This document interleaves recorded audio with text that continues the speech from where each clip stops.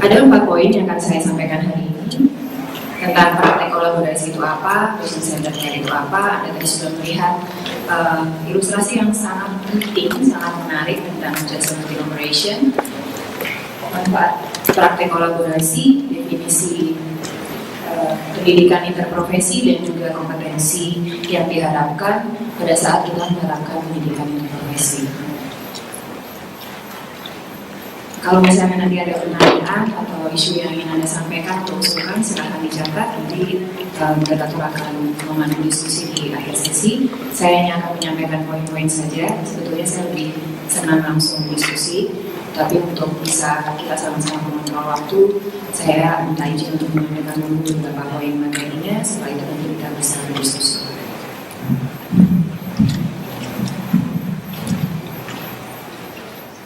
Ya. Pada dasarnya kita semua sebagai pribadi ataupun sebagai ini sekarang sebagai mahasiswa profesi kesehatan, pasti kita pernah sakit. Walaupun sering ada yang mengatakan kalau saya sedang flu, dokter kok sakit sih? Dokter kan manusia juga, boleh dong sakit. Harusnya dokter itu nggak boleh sakit karena dokter itu harusnya tahu betul bagaimana caranya mencegah sakit. Anyway, kita sebetulnya pasti punya kesempatan di saat kita menjadi pasien atau anggota keluarga kita yang menjadi pasien. Saya ingin mengajak Anda untuk merenung, untuk memikirkan kalau kita sedang sakit dan kita membutuhkan pelayanan kesehatan, mau Anda mau ke dokter, mau Anda ke puskesmas, mau Anda ke pusat kesehatan mahasiswa, mau Anda ke rumah sakit, pelayanan seperti apa sih yang sebetulnya Anda harapkan? Kalau misalnya Anda mengantar ibu Anda, nenek, adik kita, misalnya atau saya, misalnya anak saya sakit, kalau kita datang ke klinik atau ke rumah sakit, pelayanan seperti apa sebetulnya yang kita harapkan? Sering kita mendapatkan informasi yang masih simpang siur tentang dokternya kok nggak sampai-sampai ya, atau perawatnya mengatakan bahwa ini periksa dulu tekanan darahnya, kalau misalnya mau periksa kehamilan misalnya, dokternya datangnya kapan? Sebentar lagi itu ternyata bisa sampai sekian lama dan seterusnya. Atau perawatnya sudah mengatakan, ibu kenapa kesini? Iya ini saya sakit kepala, periksa aja. Nanti berikutnya lagi ada yang tanya, ibu kenapa kesini? Iya saya sakit kepala, saya mau periksa aja dan seterusnya. Nanti dokternya juga menanyakan lagi. Sebetulnya kita saat ini yang kita hadapi di saat kita datang ke rumah sakit, ke puskesmas, kita mungkin membawa saudara kita atau kita sendiri yang sakit, kita sering dihadapkan pada suatu pelayanan kesehatan yang melihat kita sebagai sakitnya kita, bukan kita sebagai individu. Bukan misalnya saya datang misalnya ke puskesmas, kemudian saya mengatakan bahwa saya sakit kepala tadi dan sering lemas dan saya tidak bisa bekerja, dan saya diperiksa saja, tekanan darah diperiksa ternyata baik-baik saja.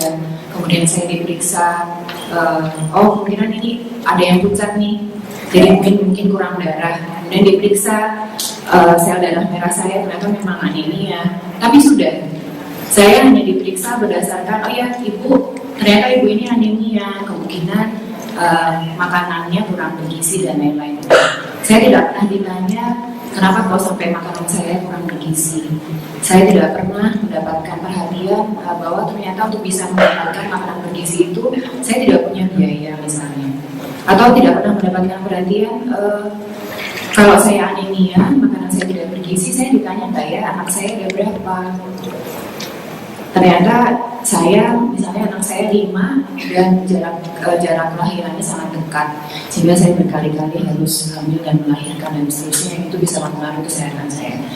Ilustrasi ini adalah hal yang sering terjadi di dalam pelayanan, masih sering terjadi di pelayanan kesehatan kita, di saat pelayanan kesehatan itu hanya difokuskan untuk kepada sakitnya, or disease oriented, orientasinya pada penyakit, bukan pada individu, bukan pada pasiennya. Kalau misalnya yang kita harapkan adalah patient-centered care atau patient-centered approach, sebetulnya yang terjadi harusnya pada saat saya tadi datang ke puskesmas, saya juga mungkin kalau ketemu dokternya oke lah, saya mendapatkan pelayanan untuk pemeriksaan secara keseluruhan. Setelah itu saya berharap mendapatkan konseling yang lebih detail tentang pilihan makanan bergizi misalnya dari ahli kesehatan gizi yang dari puskesmas atau ahli kesehatan masyarakat atau mungkin perawat yang ditugaskan. Jadi saya dilayani sebagai seorang individu yang mungkin memiliki permasalahan-permasalahan lain yang itu mempengaruhi derajat kesehatan saya. Jadi yang kita harapkan, kalau saya berharap saya dilihat sebagai individu. Yang individu ini, yang adalah bagian dari keluarga dan juga adalah bagian dari masyarakat. Sekarang saya kembalikan kepada Anda semua yang hadir di sini. Kalau misalnya Anda dihadapkan pada situasi seperti tadi, Anda memilih untuk dilayani sebagai apa? Dilayani sebagai ibu yang anemia, ya anemianya yang ditangani, atau dilayani sebagai ibu dengan riwayat kehamilan dan kelahiran 5 kali dan dengan kondisi sosial ekonomi yang seperti yang tadi saya ceritakan dan mengalami anemia dan mendapatkan pembatasan asupan. Anda pilih yang pertama apa yang kedua? Jadi kita ada di we are on the same page. Ini definisinya patient-centered care.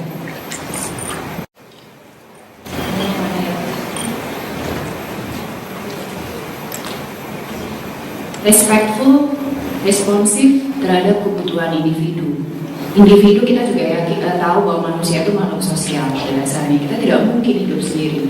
Sehingga pada saat kita menangani pasien sebagai pasien dan penyakitnya saja, tidak melihat pasien itu sebagai pasien ini adalah mungkin ayah dari seseorang, ibu dari seseorang, anak dari seseorang, kakek dari seseorang misalnya.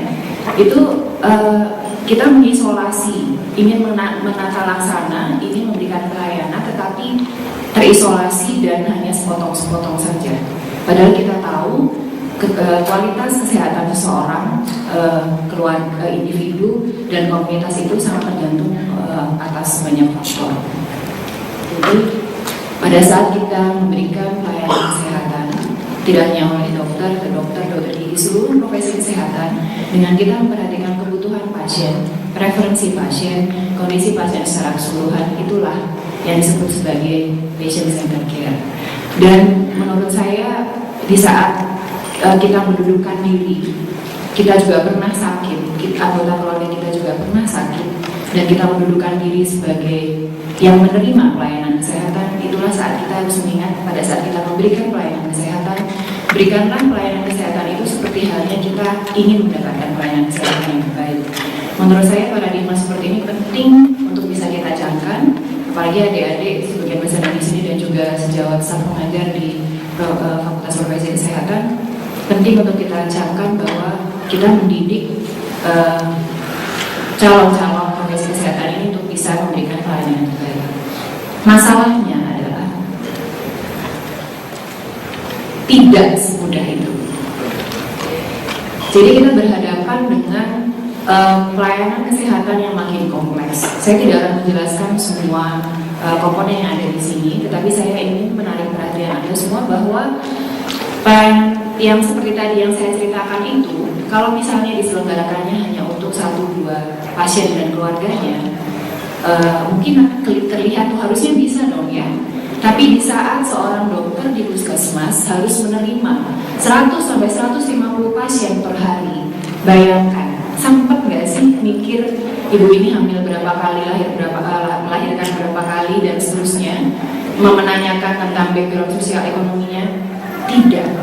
Tidak ada waktu, simply karena tidak ada waktu.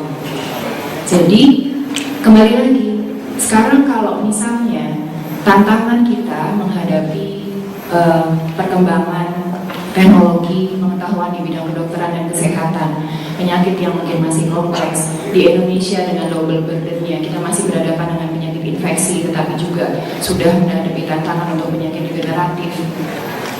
Lalu kalau misalnya kita bergerak sendiri-sendiri, dokter mau menangani semuanya, perawat mau menangani semuanya, ahli gizi mau menangani semuanya, dokter gigi mau menangani semuanya, masalah kita tidak akan pernah selesai. Pelayanan yang saya ilustrasikan di awal, tadi sebetulnya ini adalah landasan kita mengapa diperlukan sekali adanya kolaboratif care, pelayanan yang terkolaborasi atau berkolaborasi antar profesi kesehatan. Jadi pelayanan pasien dan keluarganya ditentukan oleh banyak faktor. Anda bisa melihat di sini ada faktor tentang disease atau penyakit yang ditangani, task faktornya, faktor organisasinya,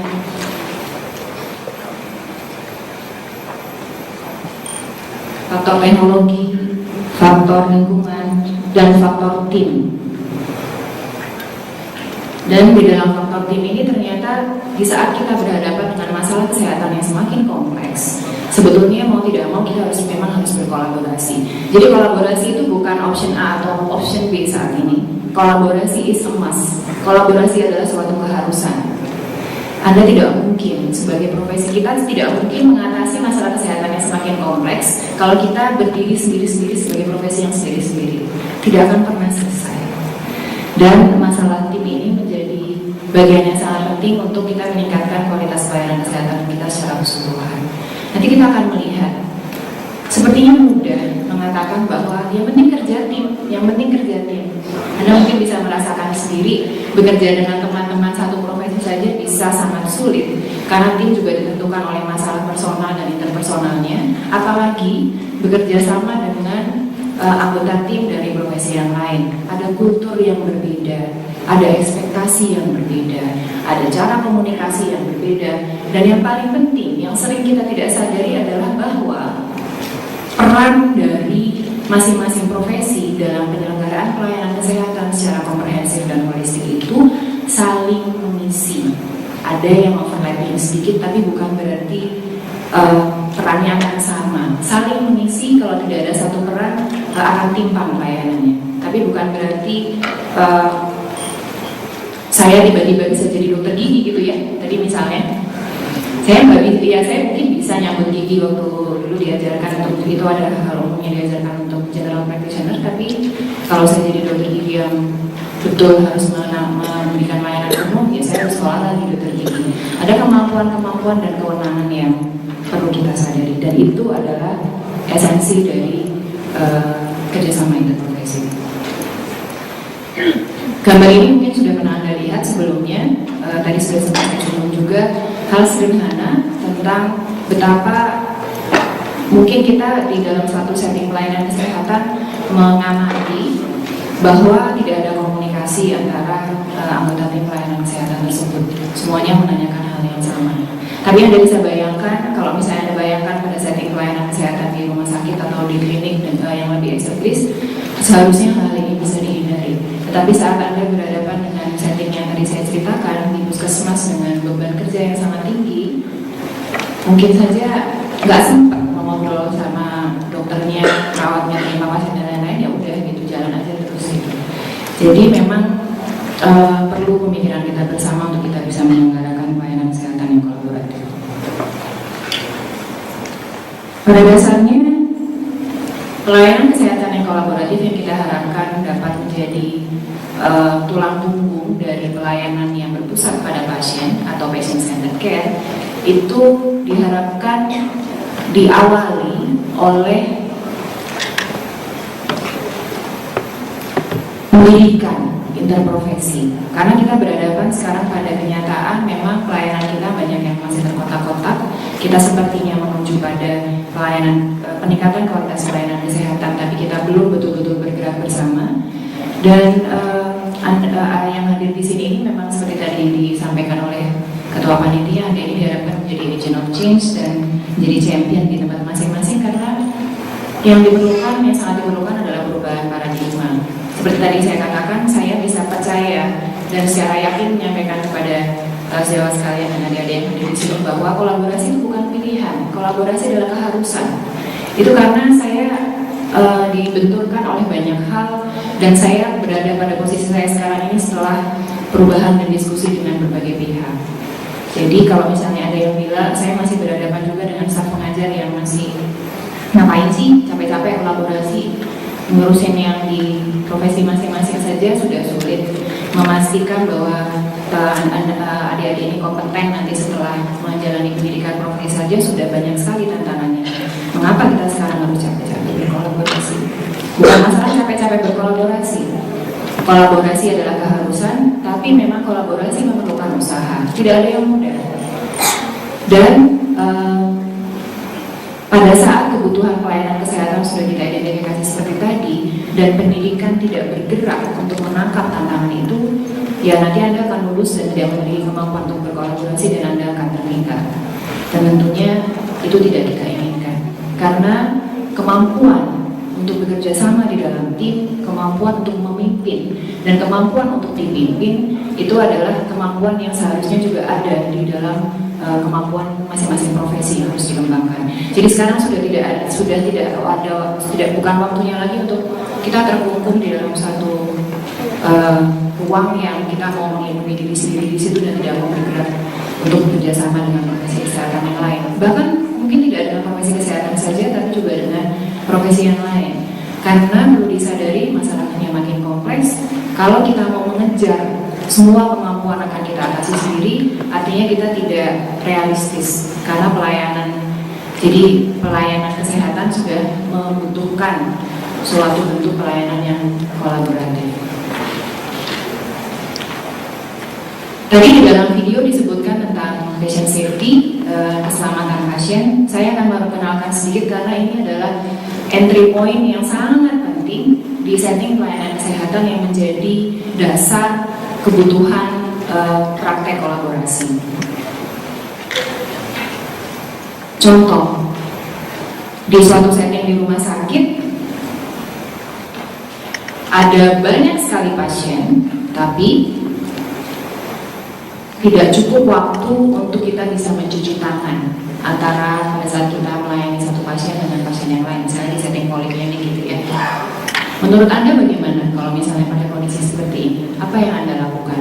Kalau misalnya Anda adalah dokter atau perawat atau ahli gizi yang ada di rumah sakit tersebut, apa yang Anda lakukan? Gak usah cuci tangan deh, capek-capekin aja, gak ada yang lihat ini. Ada yang setuju dengan itu? Jujur aja kita, karena kita berpikir seperti itu. Yang gak sempat memang, gak ada waktu untuk cuci tangan. Aduh, handwrapnya adanya di ujung sana, mesti jalan ke situ ribet ah. Mana lorongnya kecil banget, sesek, gak mau jalan ke situ ribet, gak ada tawon ini. Dari pasien yang tadi kok gak infeksius, kok gak tawon, gak ada, gak apa-apa. Ya, bisa saja ada pemikiran seperti itu. Perlu disadari bahwa pada saat kita berpikir seperti tadi, kita tidak memikirkan pasiennya, tidak memikirkan kemungkinan yang terjadi kalau misalnya ternyata pasien yang kita layani sebelumnya itu membawa sumber infeksi yang tidak kita ketahui dan ternyata kita bisa menjadi carrier-nya, dan cuci tangan itu adalah cara yang terbaik untuk bisa mencegah penyebaran atau perluasan infeksinya. Kita bisa menjadi titik poin yang kalau tadi di ceritanya si Elaine tadi itu adalah ketiga dokter yang ada di ruang operasi yang karena satu orang, dua orang di sini tidak cuci tangan, ternyata itu menyebabkan perluasan infeksi yang terjadi di rawat jalan di rumah sakit tersebut. Ada satu hal yang ingin saya tekankan, bahwa good healthcare is a team effort, not just one person's effort. Jadi mungkin akan lebih terasa bila Anda sudah langsung terjun nanti di dalam pendidikan praktek klinik atau sudah pernah terpapar dengan praktek pelayanan kesehatan, dan langkah-langkah yang kita kerjakan untuk bisa menyelenggarakan suatu pelayanan yang aman, safe, dan juga high quality, itu ternyata memerlukan langkah-langkah yang tidak sedikit dan memang tidak mudah. Jadi, seperti yang saya katakan tentang kolaborasi, pada kasus ini mencuci tangan bukan pilihan, boleh iya atau boleh enggak, tapi mencuci tangan di sini adalah harus. Kalau Anda menamakan diri Anda adalah anggota tim pelayanan kesehatan yang ada di rumah sakit tersebut, dan Anda hanya memikirkan diri sendiri saat Anda tidak mau mencuci tangan, itu berarti ya Anda tidak perlu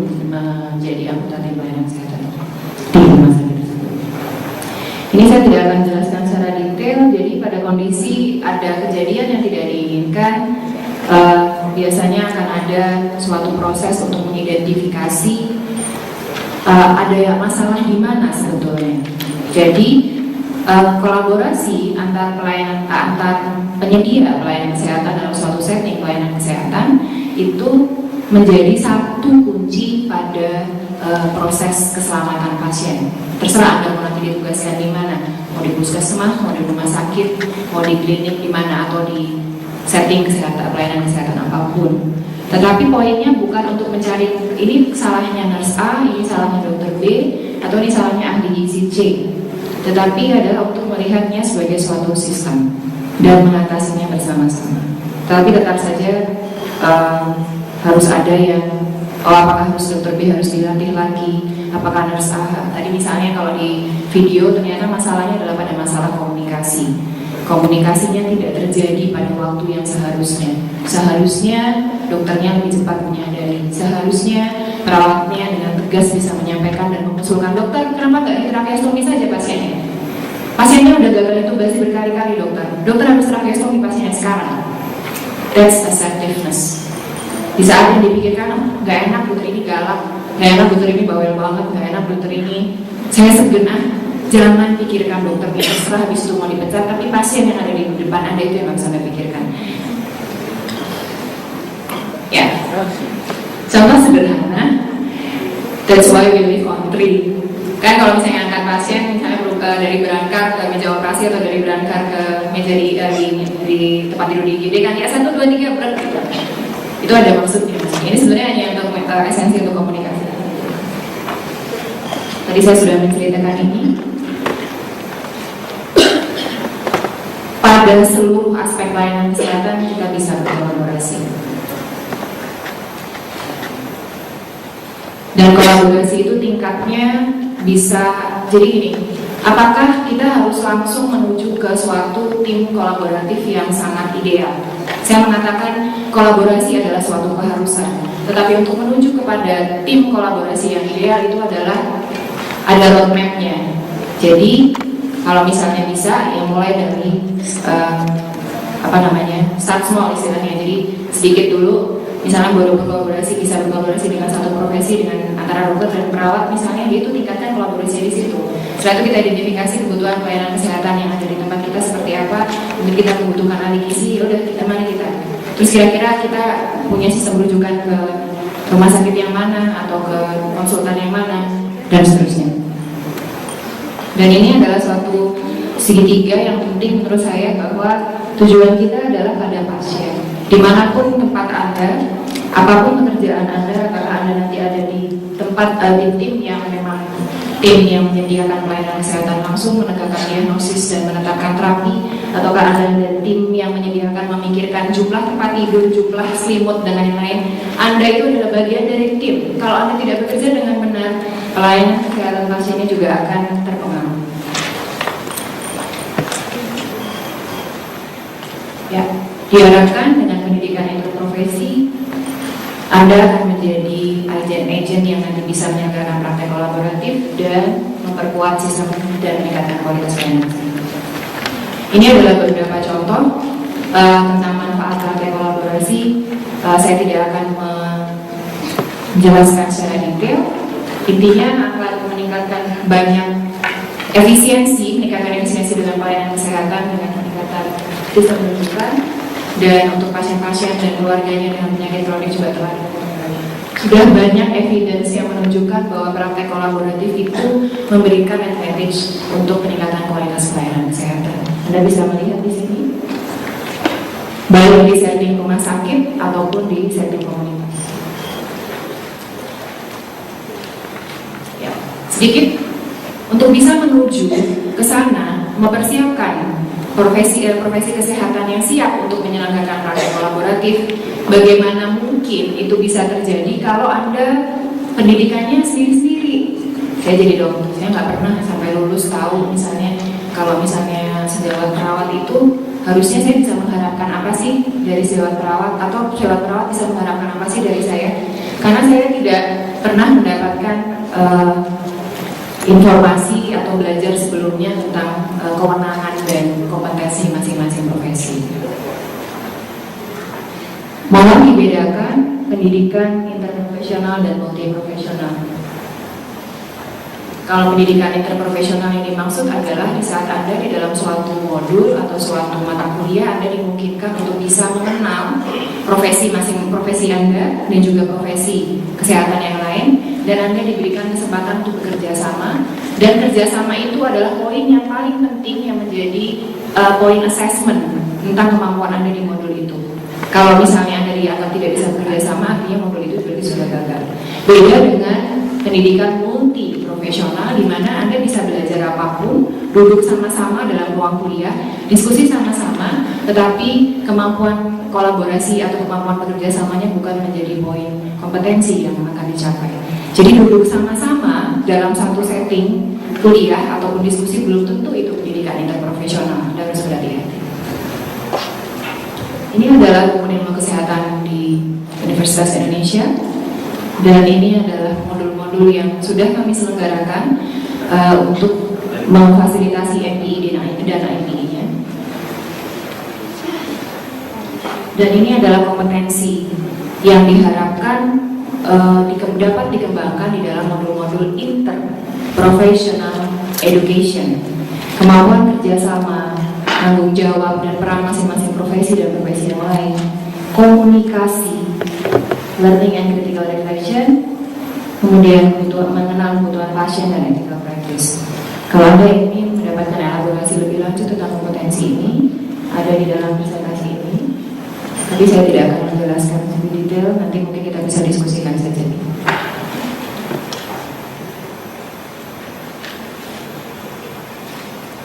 Dan akhirnya kita berharap bahwa pendidikan interprofesi yang diselenggarakan di dalam Fakultas Profesi Kesehatan dalam berbagai bentuknya, saya tidak akan menjelaskan secara detail bentuknya karena nanti di dalam kuliah atau sharing sesi kedua akan diperkenalkan sesi-sesi pembelajaran apa saja yang bisa memfasilitasi pengembangan kemampuan interprofesional dan kolaborasi.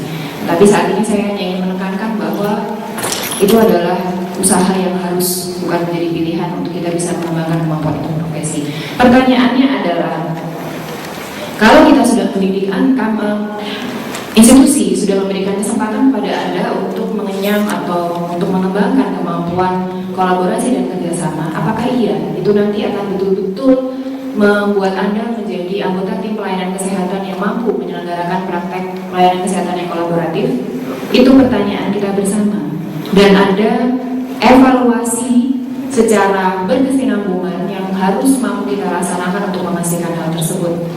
Jadi saat ini apakah IPI bisa langsung punya efek pada praktek kolaborasi? Sebetulnya evidence-nya masih 50-50, tetapi pada dasarnya kita harus mengusahakan.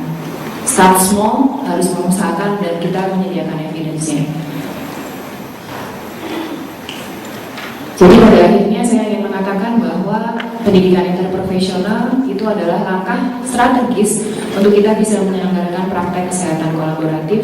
Kalaupun sekarang generasi yang sekarang mungkin ada yang catch up, ada yang enggak, Anda ini tidak harus catching up, harus mampu untuk berkolaborasi sehingga bisa menyelenggarakan praktek kolaboratif dan meningkatkan kualitas pelayanan kesehatan. Dan praktek kolaboratif seperti yang tadi saya ceritakan sebetulnya sejalan dengan kebutuhan Anda sendiri sebagai individu yang mungkin suatu saat akan memerlukan pelayanan kesehatan. Dan terakhir, kolaborasi interprofesional itu memerlukan usaha. Tidak ada yang mudah. Tidak ada yang mudah. Karena banyak barrier, banyak tantangan yang harus kita hadapi, tetapi yakinlah bahwa saya message-nya hari ini bahwa collaboration is a must, not a choice.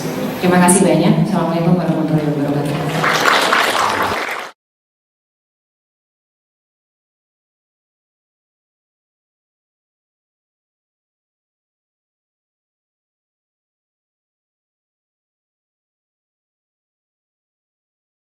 Mendekati waktu zuhur ya. Baik, sebetulnya judulnya bukan ini, tapi merupakan judulnya pasti adalah Interprofessional Education atau IPI atau pendidikan interprofesional merupakan jembatan untuk melakukan kolaborasi.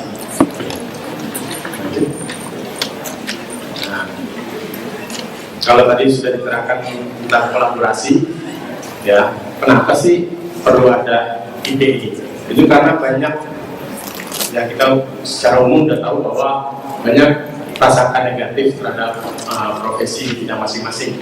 Kayak contoh, banyak anggota profesi lain menganggap dokter itu superior, bahwa dokter itu otoriter, dia bisa memerintah ke perawat, ke ahli gizi, ke farmasis, gitu ya. Jadi dokter merupakan profesi yang superior, suka bertindak semena-mena terhadap profesi lain, kadang ngambil lahan wewenang profesi lain. Contohnya terkenal itu dokter dispensing. Jadi dokter praktek kita nyimpan obat, terus pasien datang kasih obat, padahal obat itu jatahnya ahli farmasi kan, seperti itu. Nah, atau sebaliknya, dokter juga kadang-kadang merasa bahwa suka ngeluh perawat senior rumah sakit itu, terutama nih kalau yang dirasakan oleh dokter muda, kalau di rumah sakit biasanya dikerjain sama perawat-perawat senior, dia suruh pas sakit terus dia suruh itu udah biasa itu. Jadi bertugas mengambil wewenang kapasitasnya sebagai perawat, gitu ya. Itu udah saling bolak-balik. Mengapa ini terjadi? Hal ini terjadi karena tidak tahuan mereka mengenai wewenang dan kewajiban profesi selain profesi mereka, atau mereka tuh enggan untuk berkolaborasi dengan profesi kesehatan lainnya. Makanya mulai sekarang kita harus mampu melakukan kolaborasi dengan tenaga profesi lainnya. Mungkin tadi sudah dikatakan oleh Dr. Pidin, tidak harus selalu dokter, kadang-kadang tergantung perannya, kadang-kadang perawat memang menjadi leadernya, tergantung permasalahannya. Nah, pemahaman tentang kewenangan dan kewajiban ini penting kita ketahui karena supaya tidak menimbulkan kecurigaan antar profesi. Untuk itu mereka harus berkolaborasi.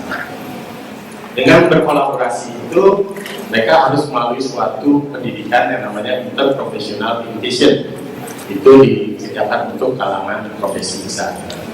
Dan jadi kita belajar dulu IPE, baru kita membentuk suatu kolaborasi.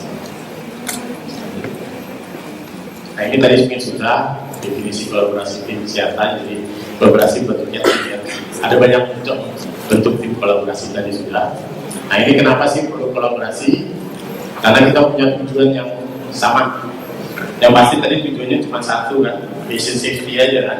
Jadi kita ke patient center, itu udah pasti patient safety. Kemudian kita mengambil suatu keputusan secara adil pada masalah yang ada di atau isu-isu yang ada di patient tersebut. Kemudian di dalam bekerja itu kita pasti berkomunikasi, tadi video terakhir itu berkomunikasi dengan jelas dan teratur. Pertama mungkin pakai bahasa klinis, kita nggak sama karena dari profesi yang berbeda, punya istilah yang berbeda. Nah itu kita akan melakukan komunikasi dengan jelas dan teratur, itu dengan rutinitas pertemuan biasanya akan diperoleh komunikasi yang baik. Kemudian yang pasti kita fokus terhadap soal pada pasiennya, karena menjadi patient center tadi, patient safety dan patient center. Dan yang penting terakhir di dalam kolaborasi itu kita harus saling menghormati serta menghargai masing-masing peran dari profesi. Ya, jadi nggak ada lagi nyerobot-nyerobot seperti tadi. Lanjut. Nah ini definisi dari WHO mengenai interprofessional education. Jadi itu merupakan suatu proses yang dari beberapa bidang kesehatan dengan latar belakang yang berbeda antara perawat, terus dokter gigi, kesehatan masyarakat, farmasi. Kesehatan masyarakat ini sedang dibagi dua, ada kesehatan masyarakat, ada gizi masyarakat. Itu dua profesi lagi. Jadi kita ada 6 di sini. Ya itu mereka akan bersama-sama belajar dalam waktu tertentu dan melakukan interaksi dan berkolaborasi dalam memberikan pelayanan promotif, preventif, kuratif, rehabilitatif, dan pelayanan kesehatan lainnya. Nah, dalam IPE ini tiap mahasiswa profesi kesehatan itu akan belajar berkolaborasi dengan profesi kesehatan lainnya. Nah, tujuannya apa sih?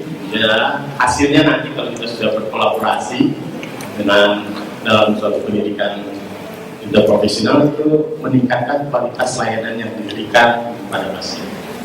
Sebetulnya bukan pasien di sini bukan individual saja ya. Pasien di sini bisa community juga menjadi pasien. Tergantung case-nya, tergantung kasusnya. Kita bekerja interprofesional itu tergantung kasus, bisa individu, bisa keluarga, bisa masyarakat. Nah, jadi interprofessional education itu merupakan suatu pendekatan pedagogik mempersiapkan tenaga atau mahasiswa di bidang kesehatan itu untuk melakukan perawatan pada pasien dalam bentuk suatu lingkungan tim kolaborasi. Ya, jadi tim interprofesional tim ini akan meningkatkan perawatan pada pasien sehingga menurunkan biaya pengobatan serta menurunkan waktu tinggal pasien itu di rumah sakit dan mengurangi kesalahan-kesalahan medis. Tadi kesalahan medis itu bisa dikurangi kalau kita ada komunikasi yang baik, saling menghargai dan saling menghormati peran masing-masing profesi.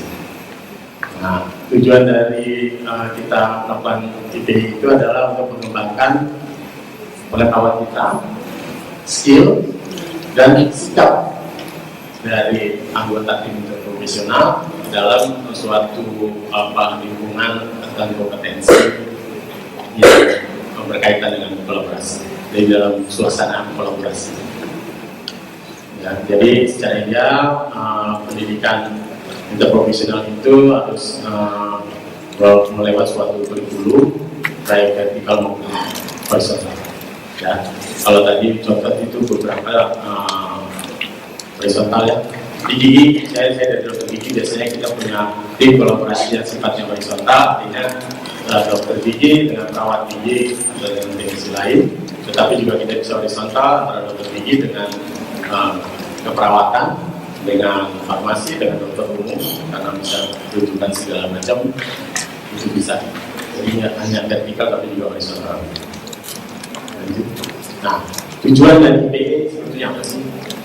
Tujuannya adalah semua supaya para mahasiswa atau peserta dari itu belajar bagaimana melihat fungsi dari suatu tim interprofesional dan mereka akan meningkatkan pengetahuannya, skillnya, terus nilai-nilai untuk praktek di masa yang akan datang.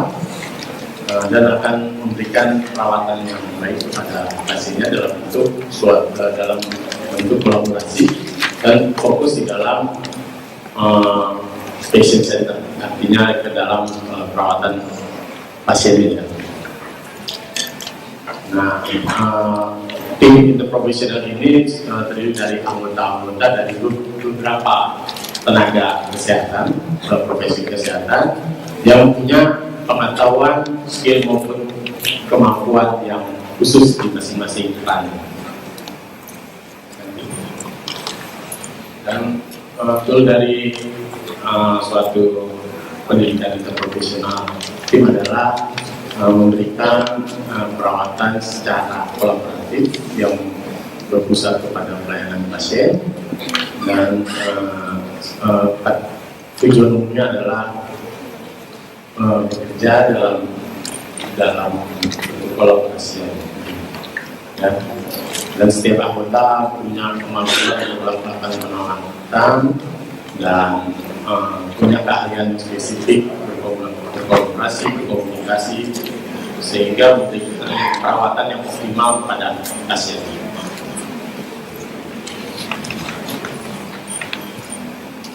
Nah, profesi kesehatan itu berasal dari disiplin yang berbeda. Tapi dengan berbeda itu tidak berarti satu akan lebih rendah dari yang lain. Profesi berbeda, tapi kalau kita bekerja sama di dalam suatu kolaborasi itu adalah bentuknya kesetaraan dengan profesi yang lain. Nah, kalau dulu pada model-model yang terdahulu biasanya punya tipikal yang sama ya koordinasinya sama, sehingga kurang kolaborasi di dalam berkontribusi dan kadang-kadang terjadi tumpang tindih lab dengan peran dari profesi lain.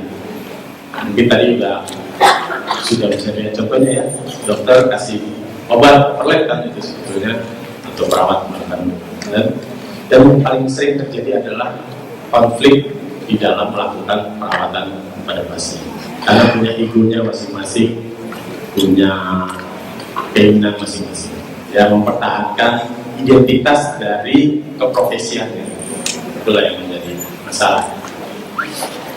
Tidak berarti harus mengalah, tetapi kita melihat secara jelas bagaimana kalau kita berkolaborasi itu saling menghargai, melihat perannya dan fungsinya, dengan fokusnya pusatnya adalah pada kondisi pasien. Ya. Nah, ini jenis kolaborasi mungkin tadi sudah ada multidisipliner, lanjut aja, ada interdisiplin, ada multidisiplin, ada interdisiplin, dan ada, nah, kalau di dalam interdisiplin ada interprofesional, tetapi yang terakhir adalah ada transdisiplin. Oke, lanjut. Ya. Nah, evolusi dari IPI itu seperti apa? Mulai ya, jadi bahwa IPI itu sudah diperkenalkan sejak pertengahan tahun 1980-an di Inggris, di CII itu pada tahun 87 sudah diperkenalkan, di Kanada juga dimulai sejak tahun 2003 pelan-pelan, tetapi secara tradisional tenaga profesi masih bersifat individual dan dilatih pada sekolah yang berdasarkan keprofesiannya. Jadi ada profesi yang sama, untuk gigi. Nah, untuk itu mulai 2 tahun yang lalu kalau gigi tidak, kalau tentang pendidikan ini tidak FKG-DFKG, FKDFK, perawatan di FK, farmasi, tapi bergabung kita di sini, yaitu di rukun ilmu kesehatan. Ya, jadi punya kurikulum sendiri nanti dalam rukun. Nah, kompetensi dari dan tujuan dari IPI seperti apa? Yang pertama, kompetensinya adalah membentuk fungsi dari suatu tim atau suatu organisasi. Di dalam kompetensi ini kita harus mampu menjelaskan peran dan peranan dari anggota-anggota tim yang lain, peranan kita dan peranan dari anggota tim yang lain. Itu kita harus mampu mempelajari itu. Ya. Yang kedua, kita dapat mengetahui tanggung jawab keprofesian, peran dan hal-hal yang terkait. Kemudian mampu menentukan aturan-aturan di dalam tim, baik mengenai tujuannya, mengenai komposisinya, mengenai manajemen, asisten manajemen proses, mengenai pengembangan dari tim tersebut. Itu di dalam menentukan fungsi dari tim. Itu kompetensi yang kita ajarkan di dalam PI. Selain itu kita juga harus mengetahui perbedaan profesi dan settingnya, baik untuk menggunakan secara intelektual, fisikal, ataupun kemampuan sosial behaviornya, kemampuan skillnya ya. Dan kalau ada tumpang tindih itu bagaimana? Ya, kita lihat. Biasanya kita ada tumpang tindih, semua ilmu yang dasarnya kesehatan dengan volume yang sama biasanya pasti ada tumpang tindihnya, apalagi berkenaan dengan manusia ya, dengan kesehatan pasti keperawatan, kedokteran gigi itu dasar-dasarnya sama. Makanya di dalam ilmu kesehatan ini tidak hanya tentang masalah-masalah tentang kolaborasi saja yang akan sama, tetapi misalnya pendidikan tentang biologi itu ada ilmunya kita sama bareng-bareng. Terus untuk melakukan tadi suatu riset kemudian kita bersama-sama. Ya, jadi banyak hal yang bisa digabungkan supaya overlap ini tidak terlalu besar. Ya, kemudian kita mampu melihat aspek pembiayaan dan fungsi dari tim di dalam melakukan perawatan pada pasien. Nah, kompetensi yang kedua adalah mampu menilai dan mengamati penampilan dari tim, performance, kinerja dari tim ya. Jadi harus secara rutin kita mahasiswa itu mampu menilai ya kinerja dari suatu tim kolaborasi interprofesional ya, secara tim maupun secara individu berdiri. Gimana? Apakah ada yang dominan atau tidak? Apakah ada yang tidak mau? Ada yang dominan tidak? Dominan sama yang acuh-acuh. Jadi nggak mau ikut terlibat, banyak terlibat itu juga kita lihat. Jadi ke pasif gitu ya. Nah itu punya kemampuan seperti itu. Kemudian secara rutin harus mampu menilai anggota tim profesional secara individu kinerjanya melalui penilaian diri sendiri maupun penilaian dari peernya, dari teman-teman anggota kelompoknya ya, punya kemampuan itu. Kemudian mampu memodifikasi penampilan dari kinerja dari tim dan mengikuti aturan-aturan dalam kinerja dari tim interprofesional tersebut. Kemudian mampu mengidentifikasi kekurangan dari individual maupun tim skillnya ya di dalam mengembangkan pelayanan supaya tim itu performanya lebih baik.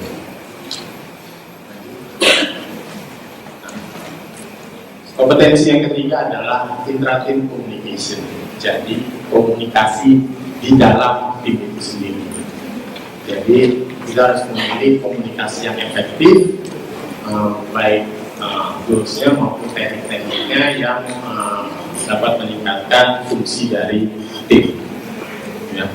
Tim kita berlatih berkomunikasi. Nanti ada pelajarannya bagaimana kita berkomunikasi.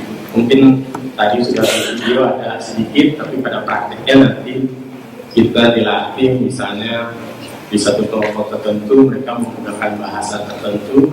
Terus kalau dipindah ke kelompok lain, bagaimana bisa mentransfer informasi dengan menggunakan bahasa yang ada di timnya supaya tim yang lain juga mengerti.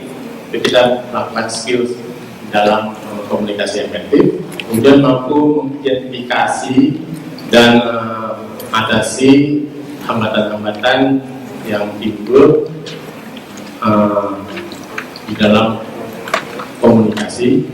Jadi dalam hambatan ini gunanya untuk meningkatkan mutu komunikasi dari anggota tim di dalam mengatasi hambatan-hambatan tersebut. Ya, tujuannya seperti itu. Jadi supaya mutu komunikasinya lebih baik. Nah ini tadi juga Didin sudah katakan bahwa yang kita butuh sebetulnya leadership. Ini sangat penting, leadership. Bukan berarti tadi dikatakan yang FKM itu belajar manajer harus jadi leader terus gitu. Atau dokter karena bidang kesehatan harus jadi leader terus.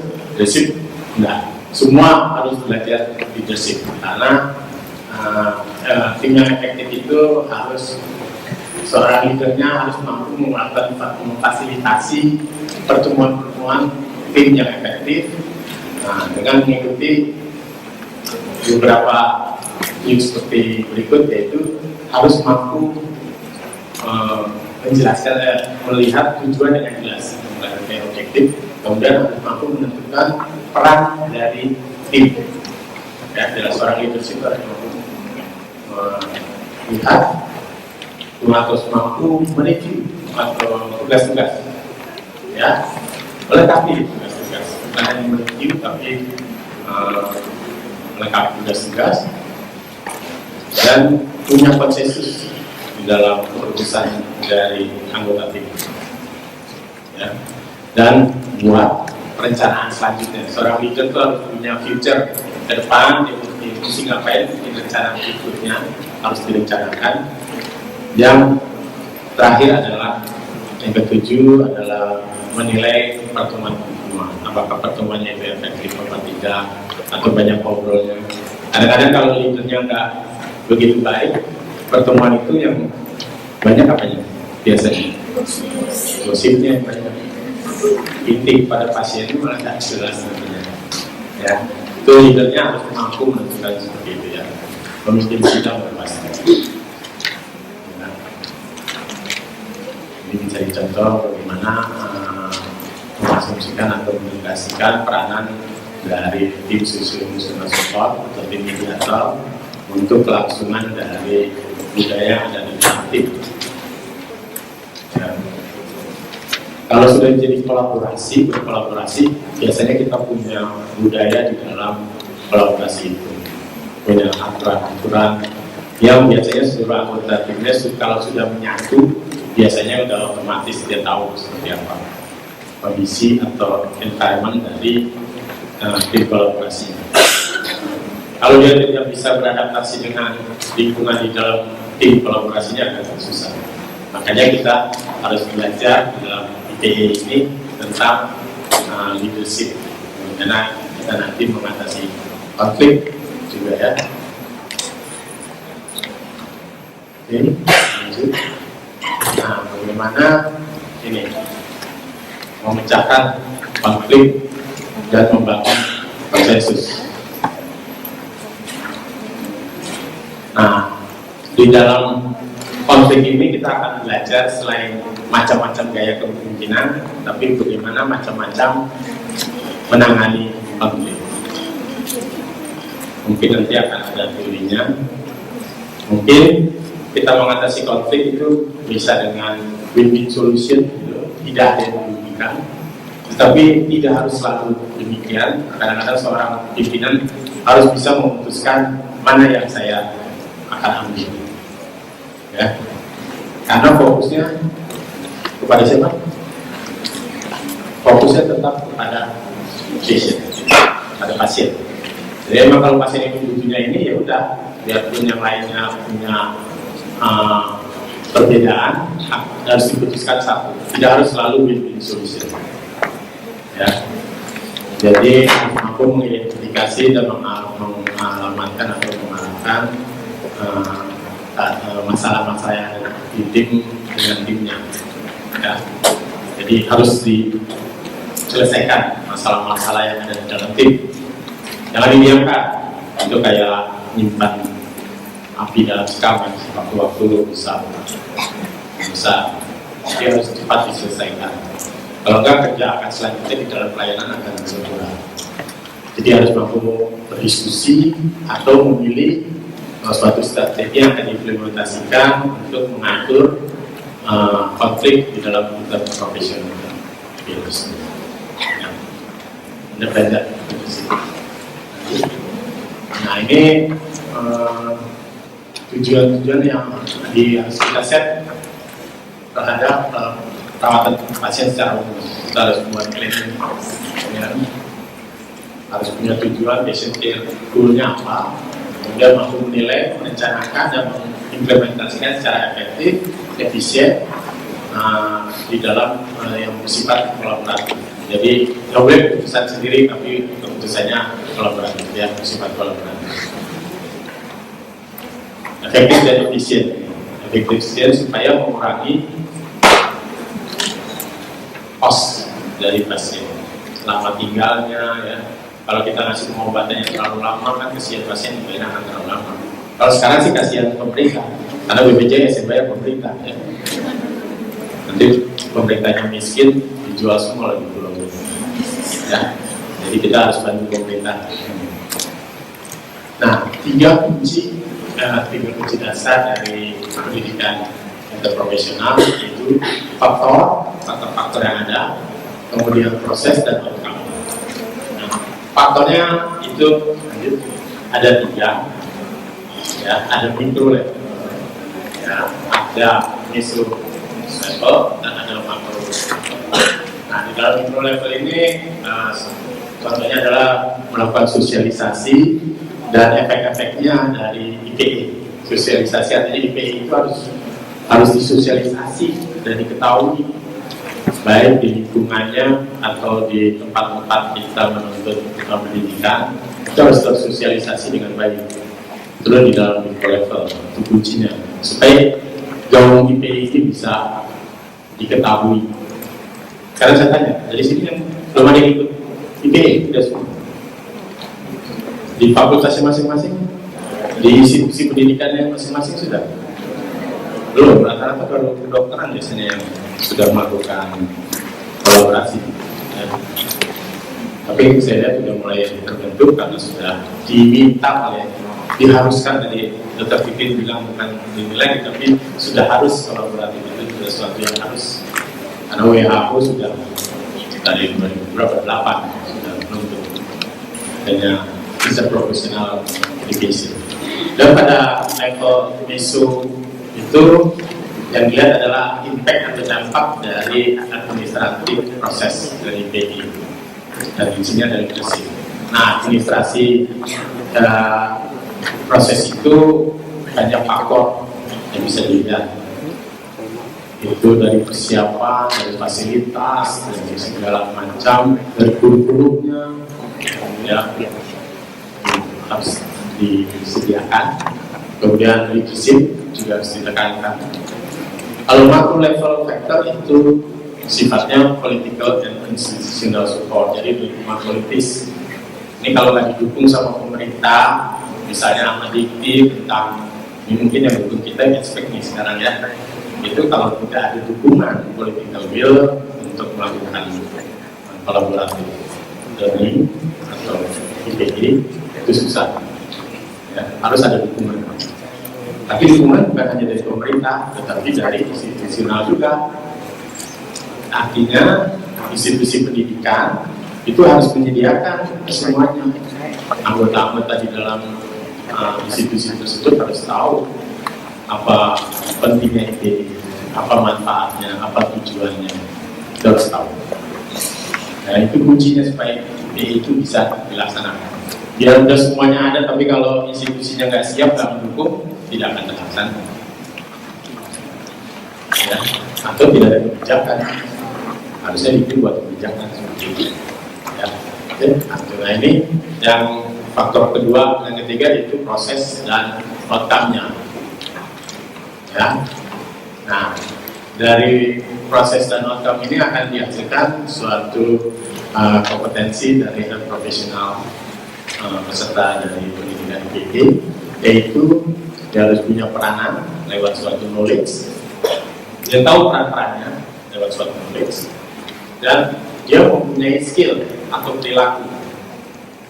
Di sini contohnya harus punya kemampuan skill di dalam komunikasi. Kemudian reflection, ada refleksi diri. Kita selalu ada yang kolaborasi tentang refleksi diri. Itu bagaimana punya planning ke depan, jika apa yang sudah kita alami dan kita refleksikan untuk bagaimana kita punya rencana. Dan yang ketiga adalah punya sikap itu, ya, harus punya rasa menghargai, ya, dengan profesi yang lainnya.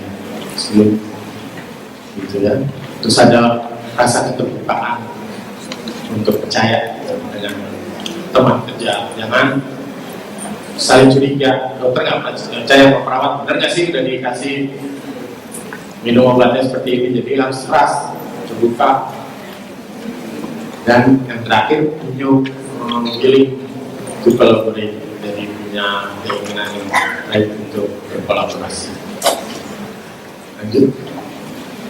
Nah, ini hambatan kolaborasi profesional yang tadi sudah oleh Dr. Titin, yaitu bahwa hambatannya kita merasa adanya perbedaan baik dalam nilai-nilai pribadi maupun harapannya. Harapan dokter sama harapannya perawat sama harapannya farmasi ataupun ahli kesehatan itu bisa berbeda dengan kesehatan masyarakat.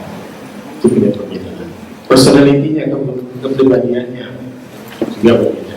Itu bisa menjadi hambatan di dalam melakukan interprofessional collaboration. Ya, adanya budaya dan etnis yang berbeda. Itu juga. Ya, budaya-budaya itu akan dibawa di dalam perilaku kita, tetapi untuk di dalam interpersonal education maupun kolaboratif itu harus mampu kita perbaiki. budaya itu mampu beradaptasi. Dia bahasa dan jargon-jargon yang dipakai. Dan udah pasti nih, bahasa kita berbeda. Jargon itu juga istilah-istilah dalam profesinya yang berbeda. Kemudian jadwal dan rutinitas dari profesinya juga berbeda. Aturan atau norma-norma dari pendidikan profesinya juga berbeda.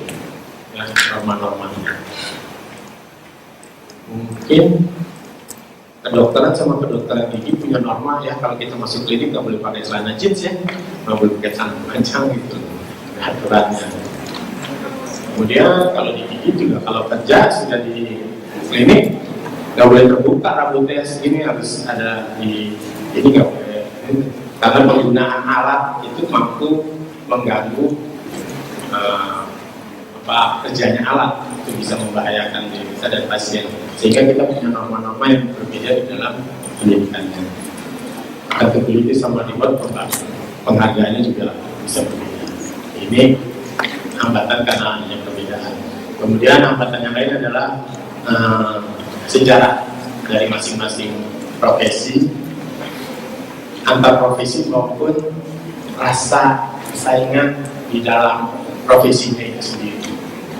Ya. Kalau di tempat saya banyak persaingan itu. Karena apa? Karena kita untuk pendidikan membutuhkan requirement. Membutuhkan requirement itu suka banyak rivalitas, persaingan dengan teman-temannya, rebutan pasien, gitu kan. Itu menjadi rival. Gitu. Tapi interprofesional sejarah. Maka di dalam pendidikan interprofesional kolaborasi kita ada materi tentang sejarah dari masing-masing profesi. Sebetulnya itu dari mana? Sehingga dengan mengetahui sejarah itu kita bisa mengurangi hambatan-hambatan yang ada. Dan hambatan berikutnya adalah rasa takut hilangnya identitas keprofesian. Itu yang paling sering terjadi. Ya. Masing-masing itu punya identitas profesi yang benar. Itu takut hilang kalau kita berkolaborasi dan profesional. Oke, lanjut. Jadi kalau ini adalah hambatan di dalam melakukan implementasi, ya. Jadi hambatan itu bisa terjadi di antara baik administrasinya maupun di dalam institusinya itu sendiri, maupun di para mahasiswanya. Ya. Jadi hambatan utama itu di Kanada dikatakan adalah scheduling, artinya penjadwalan, kurangnya izin, dan kurangnya penerimaan dari IPE dari institusinya. Itu menyebabkan hambatan di dalam implementasi dari IPE. Lanjut. Yang lain juga adalah perbedaan dari setiap profesi kesehatan, di mana perbedaan dari yang terjadi itu dipengaruhi adanya implementasi dari IPE, menyebabkan anggota dari pimpinan-pimpinan fakultas maupun tenaga yang lain akan merasa adanya persaingan dan kurangnya sumber-sumber atau komitmen yang negatif, yang mempengaruhi secara negatif penerapan dari IPE. Jadi tadi suara-suara buat apa sih bikin kolaborasi, itu tadi Dr. Teddy juga bilang kan, buat apa kita mesti berkolaborasi, karena ada teman-teman bilang, aku bikin capek ngurusin profesi sendiri aja udah susah, namun mesti bikin dengan profesi lain gitu. Nah itu kan negatif gitu. Itu yang sebetulnya barrier hambatan dalam implementasi IPE ini susah, karena keikutsertaan anggota fakultas, artinya rekan-rekan kita yang bekerja di fakultas itu sangat mempengaruhi keberhasilan suatu IPE. Kalau udah bilang buat apa bikin gitu, mereka nggak mau terlibat akhirnya di dalam. Itu yang mungkin menyebabkan hambatan kita melakukan implementasi. Nah kalau ini hambatan di dalam administrasi, ada persepsi yang berbeda, juga dari segi administrasi keperluan akan fasilitas yang diperlukan serta perubahan dari training juga menyebabkan hambatan, karena masih banyak, karena dia akan punya norma-norma atau metode-metode yang kadang-kadang tidak sesuai dengan kebiasaan yang ada di institusi tersebut sebelumnya.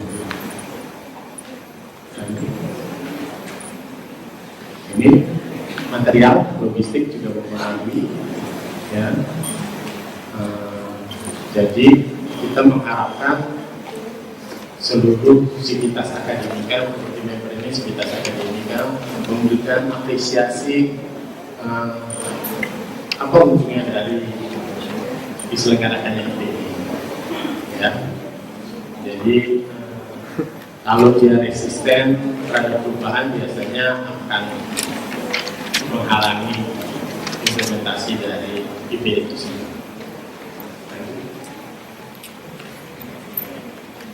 Ini adalah pimpinan di dalam leadernya, ya. Jadi yang pengambil kebijakan juga harus tahu lanjut. Nah, operating manajemennya juga harus dilihat bagaimana yang mengelola fakultas itu menyediakan ruangan, fasilitas, ruangan-ruangan untuk melaksanakan IPI juga harus disediakan, struktur yang harus ada, sehingga di dalam melakukan desain atau membangun tempat itu harus didesain sesuai dengan kebutuhan suatu IPI. Nah, hambatan lain dari implementasi adalah perlunya sinkronisasi tiap-tiap kelas dari yang digunakan untuk health profession yang berbeda. Nah, kita punya seperti ini kayak ringkap. Jadi di sini itu ada ruangan untuk keperawatan, kedokteran gigi, FK, tapi di dalam satu lingkup yang sama. Nah, itu harus disediakan supaya nanti kalau kuliah kan kita paham itunya harus bekerja sama. Kalau tidak desain punya jauh-jauh susah. Makanya ada di dalam satu rukun dibuat suatu bangunannya, ya, supaya mempermudah. Oke. Lagi. Elemen kritis adalah untuk implementasi dan mampu mengidentifikasi tujuan dari tiap sekolah, kemudian mampu mengidentifikasi administrasi dan sekolahnya itu, pimpinannya harus mendukung. Lanjut. Kemudian kemapanan hubungan antara program-program kesehatan. Jadi misalnya sekolah farmasi dengan profesi lain itu harus punya efektif IPD, bisa bekerja sama. Kemudian terakhir adalah mengidentifikasi administrasi dan fakultas champion untuk tiap program yang dilakukan bersama. Ini bisa dilihat. Lanjut kurikulumnya, ya. Secara gradually implementasinya didasarkan pada penyiapan dari semua grup, ya. Terus kurikulumnya untuk tiap individual school atau college.